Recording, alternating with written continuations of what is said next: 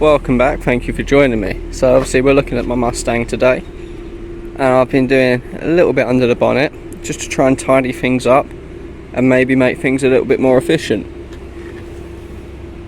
So as you can see here, I've got a ram air feed which feeds all the way down from the lower grille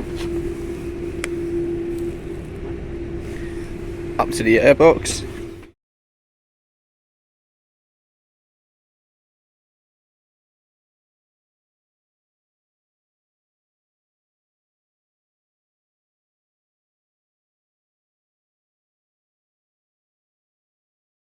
I've also created this heat shield which separates between the engine, the air pipe and the airbox, just to keep everything cool. That made a massive difference last time I was up Santa Pod drag racing. The whole induction system all the way up to the plenum stayed nice and cold. Obviously you may think this looks a bit stupid. I kind of agree with you, but it's an exhaust heat shield, so it's designed to protect things like the fuel tank from excessive heat coming off the exhaust. So that should be plenty enough to protect the airbox from the hot air of the engine bay.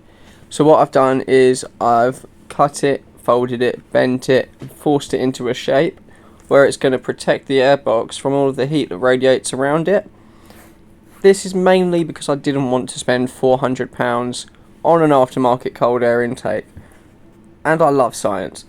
It's fun to create stuff, isn't it? It's a bit of an experiment. I've also been looking at removing the EGR system because when I bought the car I was told this was blanked off. I'm not a fan of EGRs in the first place. They end up clogging up all the intake with carbon build-up. So this has been removed. It has been blanked behind it. I've removed all the EGR system here and the vacuum hoses that came across, and I've remade them. So this now comes across with this black vacuum line across behind the plenum and then under the intake. So when you stand at the front of the engine bay, you don't have all these wires and hoses and cables here. As you see, that comes out. There it goes underneath and round the back, and then this side comes underneath and round through into here, then off into the firewall like it normally would. So this is the factory section of vacuum line that came from the intake plenum round to the firewall and also round to the EGR and the fuel pressure regulator. So what I've done is I've remade them out of vacuum line, creating one for the firewall and one for the pressure regulator, completely removing the part that goes to the EGR system, and I've rerouted them to go around behind the intake rather than in front of it. Little changes, but we're getting there. And what I'm going to be doing is the battery is going to go into the boot, which will allow this bracket to come over to here, creating a bit more room and a bit more space. And then I'm also going to cut this bracket along here, right in this fold here, because it doesn't hold anything now except where it used to hold the EGR. So I need this section because it holds onto the speedo and cruise control cables, but I'll cut down there.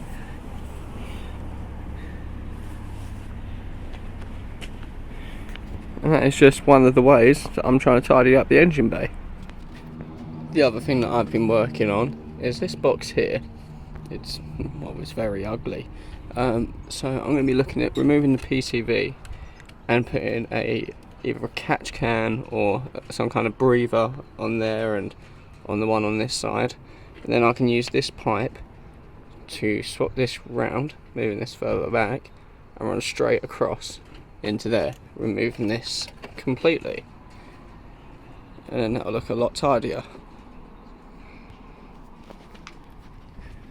Because right now there's just too much going on, too many pipes and that, and some people may say, oh, you shouldn't remove these things, you need them, but you don't really, they're kind of optional. So hopefully we can at least get a bit of weight off the nose by getting rid of the battery and some of the other all the airbox, the sensors, all that kind of thing. A little bit of weight off the nose, and then it's just a lot easier to work on hopefully as well.